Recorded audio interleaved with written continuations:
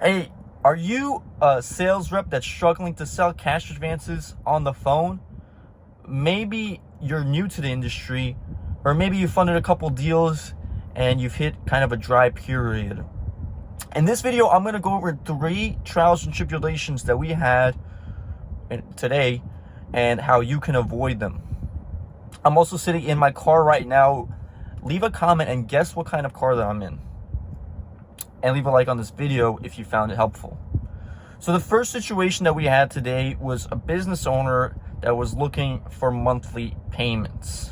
Now, this business owner, they had a great bank statements, medical company, which is a preferred industry, and they were strictly only looking for monthly payments. They told me up front, hey, I'm only looking for monthly payments.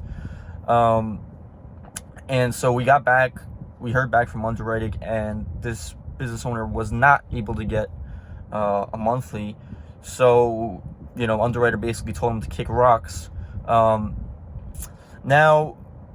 this type of situation, it's kind of tricky because, you want to be there for the business owner, but sometimes their expectations of what they can get just are too out of reach. Not even I could get them what they're looking for. And, that's okay. We're a product that's not meant for everybody. But if you are in this situation, I just wouldn't be too surprised when, you don't get the monthly payment, that you were looking for, because it's kind of rare. It's rare to see. So if you're in this situation, I would kind of, take a step back and say, okay, this guy is looking for monthly payments. What makes him qualify for that, right? Like, what would my underwriters want to see in order to see if he could get the monthly?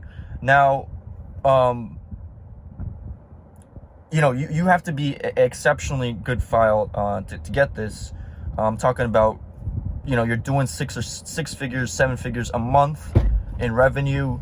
Your credit score is really good. So you have to be really good. But if you're in this situation, I wouldn't be sure if I would want to take my time with that kind of a file. But it is what happened, and I tried to get him the monthly, but we don't really see that often. So that's what I would say to avoid that situation. Second business owner that we had was a business owner that had taken cash advances, like the first one. They've also taken cash advances. Both of these business owners have taken cash advances before, but this second one, they've taken cash advances before. I got their file in probably this morning or the other day, and when everything looks good, we got approval, we were getting ready to send out the contracts. Once we go in there, we find out that they had these judgments, and judgments are when you don't pay back a funder on the terms and you default. Sometimes they could put a judgment and kind of say, you still owe us this amount of capital, and they could get legal power with that, like freezing bank accounts and stuff like that. But the judgment merchants are always hard to deal with, because most funders don't want to fund a judgment file. But how do you avoid this situation? I would just say up front to I would be clear with the merchant.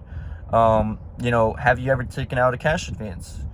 If the answer is yes, okay, get me a 0 balance letter. That's what I would do to avoid that situation. Get that 0 balance letter and make sure that everything's good. That deal I'm still working on. It's just taking a little bit longer to fund, because now we got to find that documentation that could have been avoided had I asked for it up front. Okay, moving on. The last business owner that I'm going to talk to you guys about today is a business owner that they've been in business for a while. They started it last year, but they they don't have